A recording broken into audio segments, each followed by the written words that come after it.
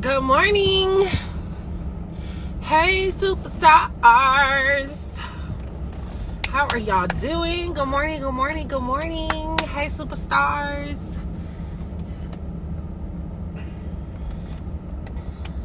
I know. It's a little bit past 9:11, but your girl is in the building for Manifest Monday, Motivation Monday. It is time for the daily dose of destiny, okay? Somebody say, I am becoming my greatest self. Good morning, Adrena. How are you, girl? What's up? Yes. Shout out to the replay. How are you doing, girl? Happy Monday. How was your weekend? Good morning. Oh my gosh. Listen, if y'all have been implementing the tools that we have been going through and breaking down and dissecting in this book, your weekend should have been amazing, okay? Because my weekend was amazing. I mean, it was just good, y'all. Like, we had the birthday celebration and the Christmas party on Friday. And so we went to Miss Nini's house, and that was just so fun, seeing all the moms and all the other kids that got to like open their presents. And then Grayson got to open his presents, and then we he had cake, and we just celebrated, and we just had a really good time. And then yesterday I got to go and have dinner. Shout out to Antonia Blaine. Woo woo. Okay, my sister out there in DC. She's a realtor and been in the game for like 10 years. So she invited me out to dinner. She came to Atlanta. She was in town. She invited like a very small circle of friends. And so we just, just got to just have fun and eat food and just it was just so much good vibes, like just the people that I'm meeting. There are other people in real estate. Remember how I came on here last year? I told you last week, and I'm like, I want to interact with real estate professionals and moms in real estate, and just expand my network. And I end up last night at the table with just real estate professionals, and just it was just so good to see them, see each other. They hadn't seen each other in like 10 years. She hadn't been back to Atlanta in like 10 years. So the energy was just amazing, and I'm just super excited. It was just the whole weekend was just, it was good, even through the friction, even through the challenges and the struggles, I had to work through some things, but the other side is just always amazing. Took my granddaughter to see Lil Wayne, the Carter. Okay, hey, Lil Wayne, hey, that is probably one of my favorite rappers. How was the concert?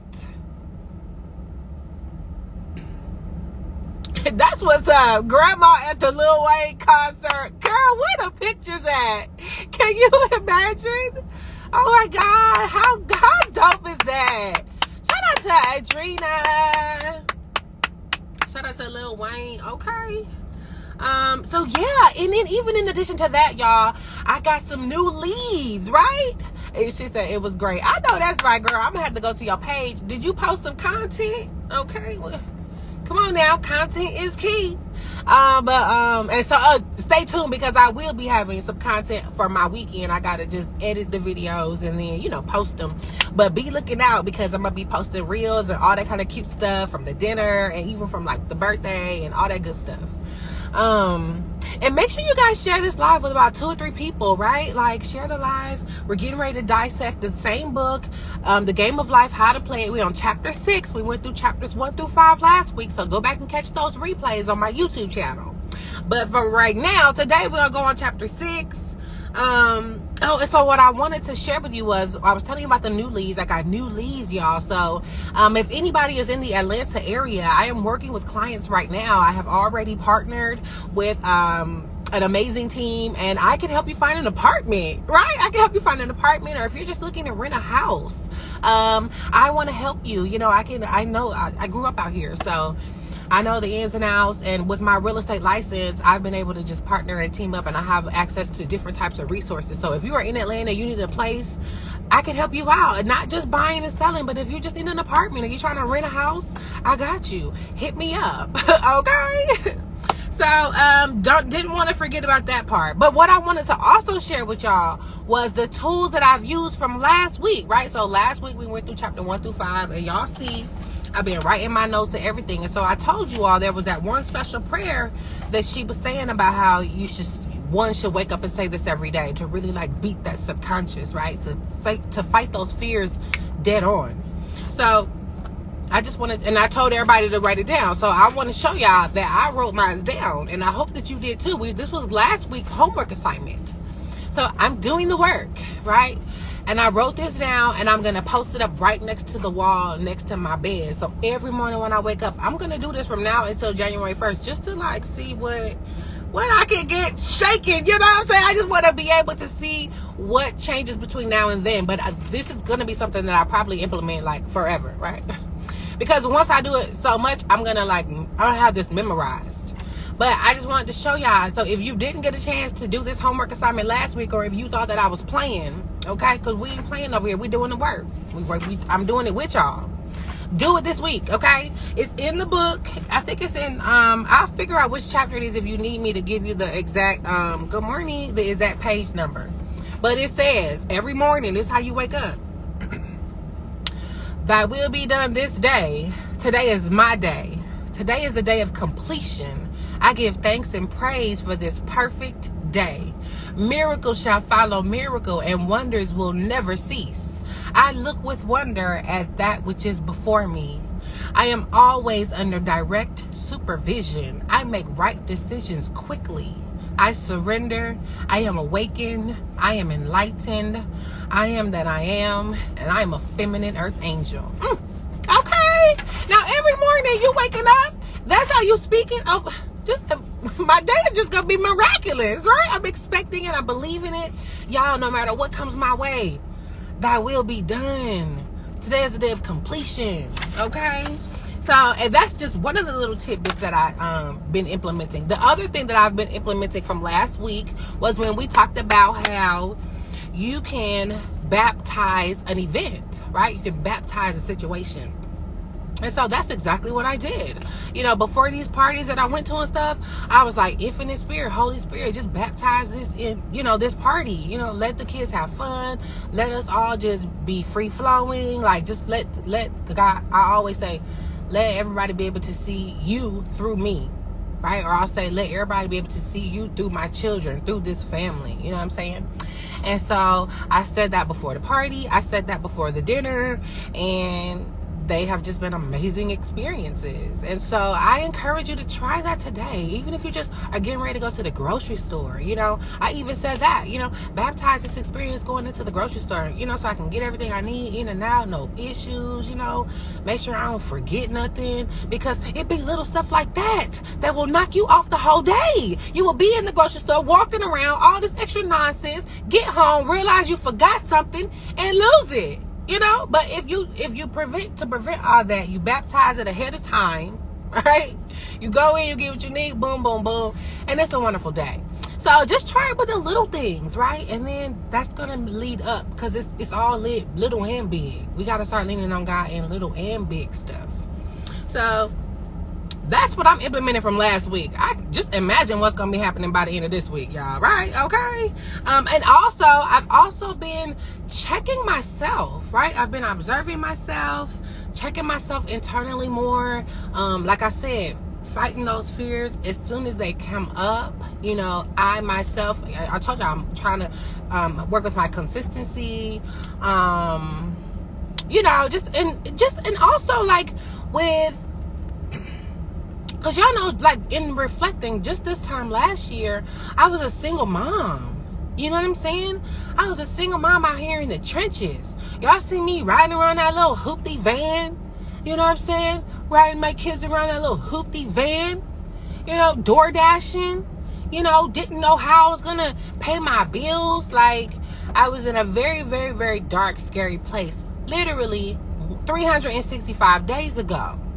And, my life is completely different now. I have manifested the life of my dreams, literally, right? Like, and this is just the beginning of it.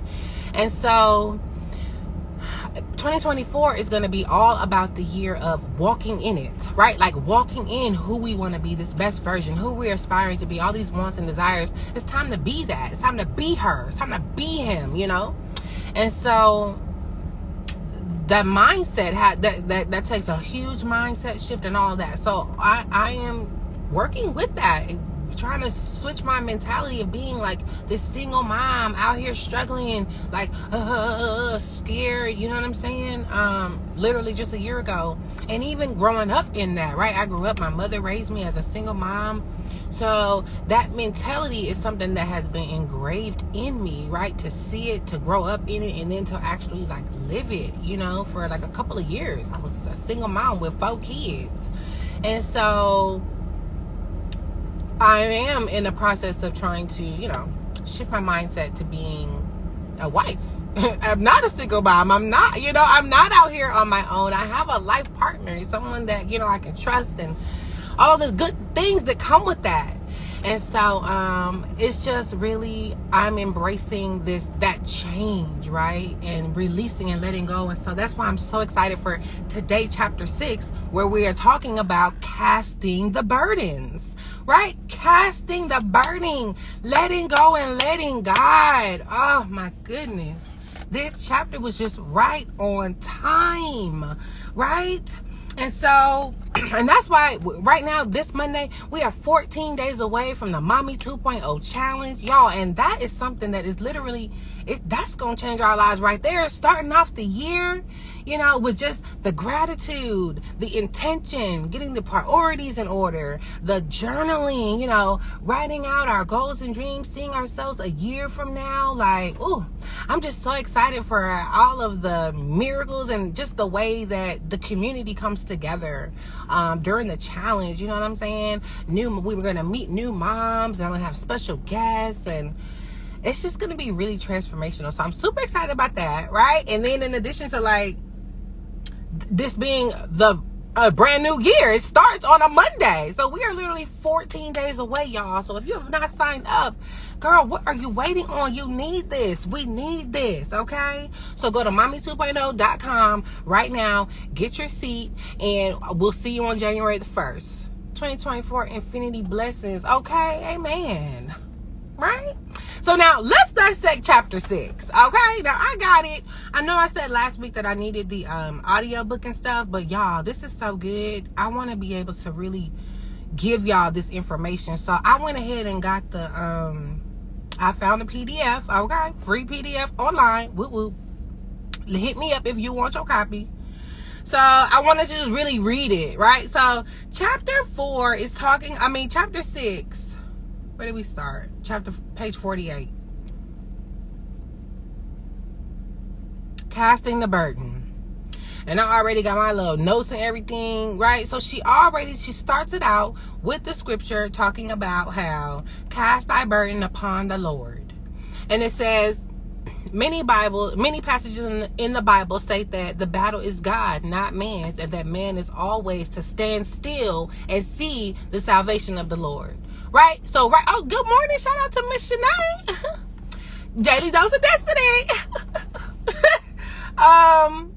So right there, we're starting out with, it says it right there in the word that the battle, we put the battle, it's God's battle, and you have to stand still and see the salvation of the Lord. So that means what? Be still.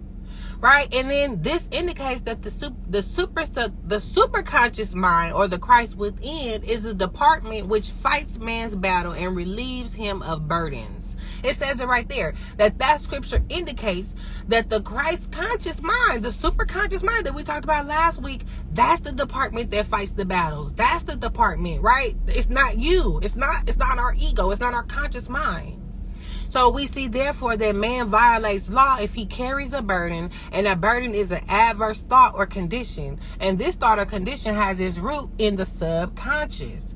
It almost seems impossible to make any headway directing the subconscious from the conscious or reasoning mind, as the reasoning mind is limited in its conceptions and filled with doubts and fears.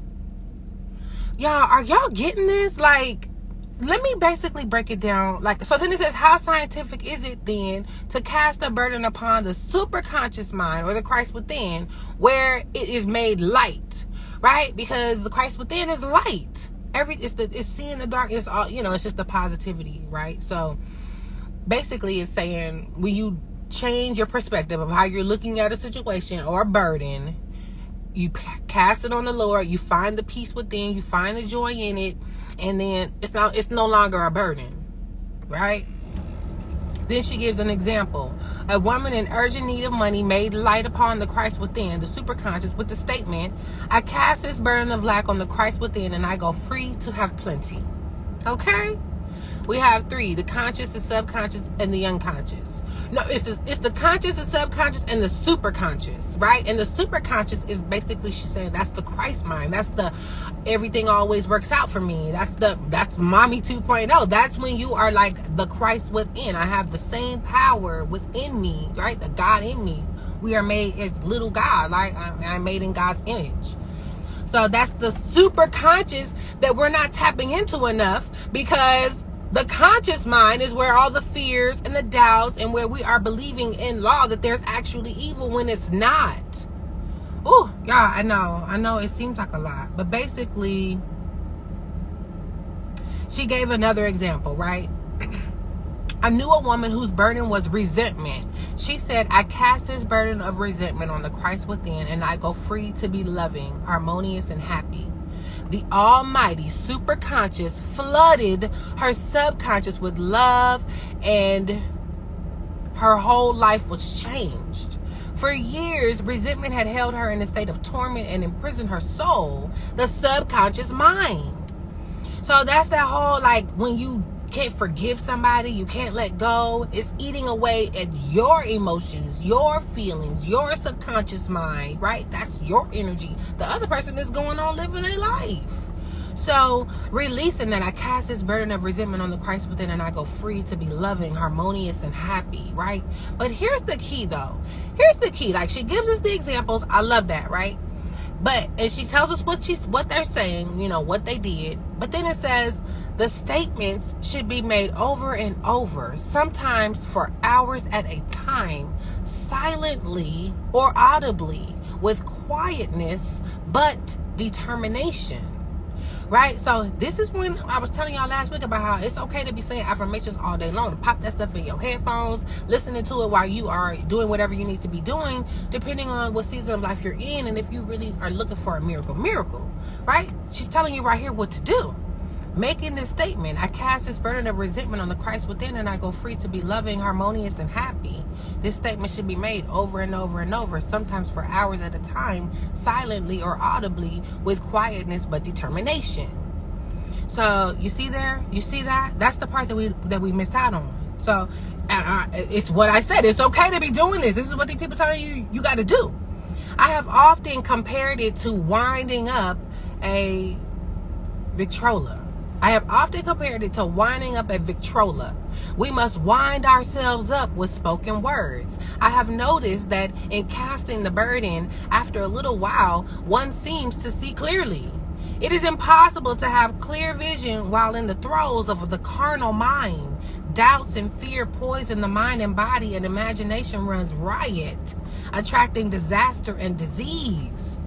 Right? When we're not thinking good, that's what she said. Those doubts and fears, you cloud your mind. You be sitting there having a whole entire conversation with yourself about something that didn't even happen, and then you sitting there mad, and you mad at the person around you, and then you walking around the whole entire day mad about something that didn't even happen because you letting your carnal mind get the best of you. Like them songs, My Mind's Playing Tricks on Me, that stuff is real, y'all.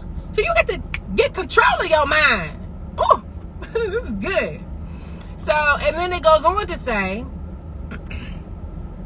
this is why I said I had so many full circle moments in this book, because I already been saying this stuff, and it's like, wow, man, from the 1800s. Woo! So now I know if I really tap in, really get intentional, really see, it's like, now once you know better, you got to do better. In steadily repeating the affirmation, I cast this burden on the Christ within and go free. The vision clears, and with it is a feeling of relief, and sooner or later comes the manifestation of good, be it health, happiness, or supply. Did you see that? And I have been saying this, y'all. I wrote that one down. I wrote that one down a few days last week. I told y'all I had wrote stuff down before I even started talking to y'all about this book. But I have been saying that. I have an alarm set in my phone, and it says, I have a wonderful business in a wonderful way. I give wonderful service and I receive wonderful pay. I now cast this burden of lack on the Christ within, and I go free to have plenty right now in this moment. Ashe, in Jesus' name. So I already been implementing that, and then look at what happens this weekend, right? It's just magical. It's just magical, y'all. It's just little things we just implement into our life. You know what I'm saying? Like, I still ain't perfect, but it gets better every day. Now, what she got here, thank you for the clarity. I'm 54 now, a senior with an AARP. I have my senior citizen moments. I know that's right. I know that is right, girl. It is all good because it is all God, right? And we need that wisdom. We need that wisdom of what you know, the 54. I know you'd have seen some things, hunting. I do remember the acronym of FEAR. False evidence appearing real. I'm going to replay this video. You just described someone I know. Ooh. And make sure y'all share this. Share this. I'm telling you, y'all, come back and meet me here every weekday mornings at 9:11. We are dissecting The Game of Life and How to Play It, chapter 6. She goes on to say, one of my students asked me to explain the darkness before the dawn, right? And so I referred to a preceding chapter to the fact that often before the big demonstration, right? So that means before your big breakthrough, before the next level, everything seems to go wrong. It all falls apart. That's when it's like, right? We just be right as it happens to everybody. Just like, I was just finna give up, and boom. Or, I was just and everything changed, right? So that's basically what that means. Deep and right, everything seems to go wrong, and deep depression clouds the subconscious. It means that out of the subconscious are rising those doubts and those fears of the ages. These old derelicts of the subconscious rise to the surface to be put out. That's what I said. That's when you got to look in the mirror and face it. You got to be like, wait a minute, that's the old me. See, that's what I used to probably was saying, do, but today. See, you got to put it out. And then when you ignore it, it goes away. Now it's no longer a fear. And you get kid to do what you got to do. So, woo! Like, see? Y'all, come on, get with it. Everything seems to go wrong, right?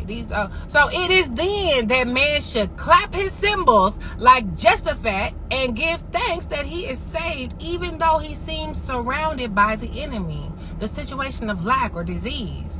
The student continued, how long must one remain in the dark? How long? How long is it going to be the struggle? How long? When is it going to be the breakthrough? When is it the next level? How long am I going to be? Right? How long? And look at the answer to the question. Until one can see in the dark. Until one can see in the dark. Until you can see that light in that dark, but you got to see it. Everybody else can be pointing it out to you, showing it to you. It's right over there. But your eyes is closed. You got to open them eyes, look, squint. Right? Sometimes you do got to be like, right? Because you want to see it as quickly as you can, so squint for it, right? But then but once you see the light, that is when the breakthrough happens. That is when, but you have to see that and like be focused on it through all the distractions, all of the nothingness, return it back to its dust heap, right? I mean, girl, all right. So, right. And then, right. So until one can see in the dark, and casting the burden enables one to see in the dark.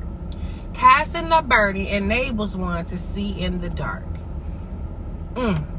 Casting the burden enables one to see in the dark. In order to impress the subconscious, active faith is always essential. Faith without works is dead, right? So then she goes on to talk about the faith and really just, having, the faith without works. So then she says the subconscious is often impressed through music. Music has a fourth dimensional quality and releases the soul from imprisonment. It makes wonderful things seem possible and easy of accomplishment. all just from music, right? So that's why even in the Mommy 2.0 guide, when we talk about the Mommy 2.0 challenge, that is one of the things that can help you in an instant. It's some music. I will turn on my Jesus music, my worship music, some meditation music, you know, even just silent, you know, like the you know how on YouTube you can get like waves and beats and different frequencies.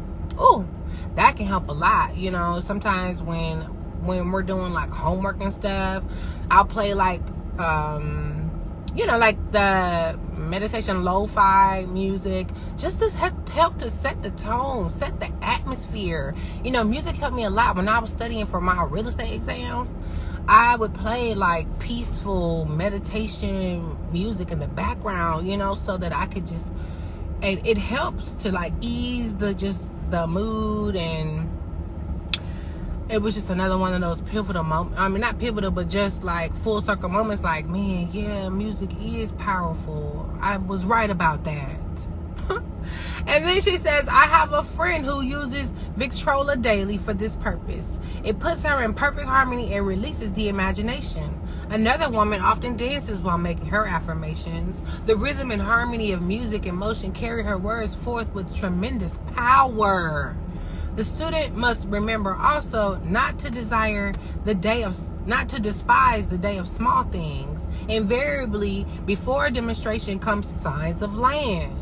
Right? So little triggers happen, and then we be thinking, and that's the breakthrough, and we not satisfied with that, and then we start complaining, and then you get knocked off of the wave path of all the abundance that is coming to you. But sometimes it's just little trinkets. For example, a woman has spoken the word for a set of dishes. Not long afterwards, a friend gave her a dish which was old and cracked. She came to me, well, I asked for a dish and all I got was a cracked plate. And I replied, the plate was only size of land. It shows your dishes are coming. Look upon it as birds and seaweed. And not long afterwards, the dishes came. So you see, like, and then, this is where she talks about make-believing and stuff. What, did the sun go away or something? What's going? So my lighting. Anyway, let me just get some water. What y'all thinking, girl? Is you picking up what I'm putting down? Like, did you, what did you get from the chapter? Whew.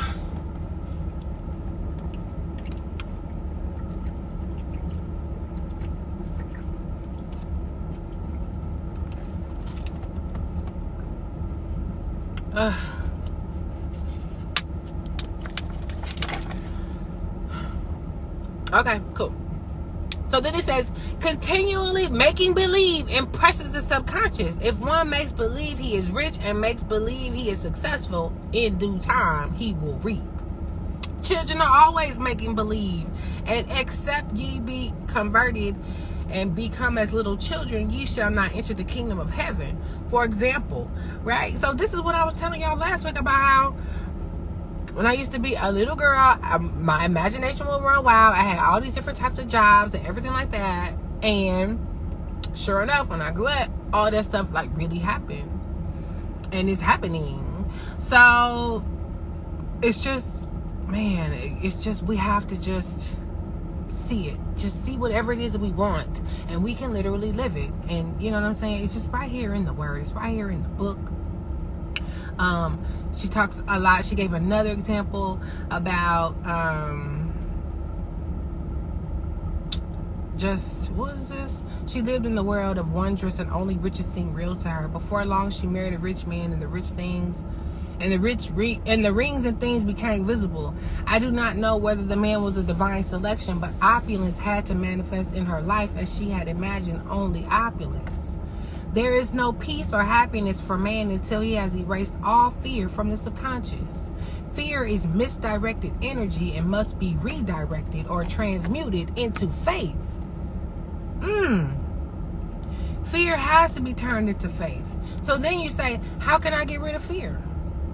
By walking up to the thing you are afraid of. So then she talks everything about, you know, just how to fight that fear. But then she says, this is how the chapter ends. And then we're going to go ahead and get out of here, guys. In the twinkling of an eye, man's release will come when he realizes Okay, in the twinkling of an eye, in the split second, just like that, in the twinkling of an eye, man's release will come when he realizes that there is no power in evil. Man's release will come when he realizes there is no power in evil. The material world will fade away, and the fourth dimensional world, the world of the wondrous, will swing into manifestation. And I saw a new heaven and a new earth, and there shall be no more death, neither sorrow nor crying, neither shall there be any more pain, for the former things are passed away. It reminds me of that song by Ty Tribbett. New, everything new, everything new. So yeah, everything fresh. All right, so with that being said, y'all, listen, if you haven't signed up for the challenge, what are you waiting for? You got 14 days. Transformation begins January the 1st. Reach out to me if you are looking for a place to stay in the Atlanta area. You need an apartment, you need a place, a renting a house. I got you. Hit me up, send me a DM. Like I said, I can help you. I have resources, I have connections. I grew up out here, so I got you. I can get you in. Remember, take a deep breath and tell yourself, everything always works out for me. All right, I'll see you tomorrow. Have a wonderful day. Love ya.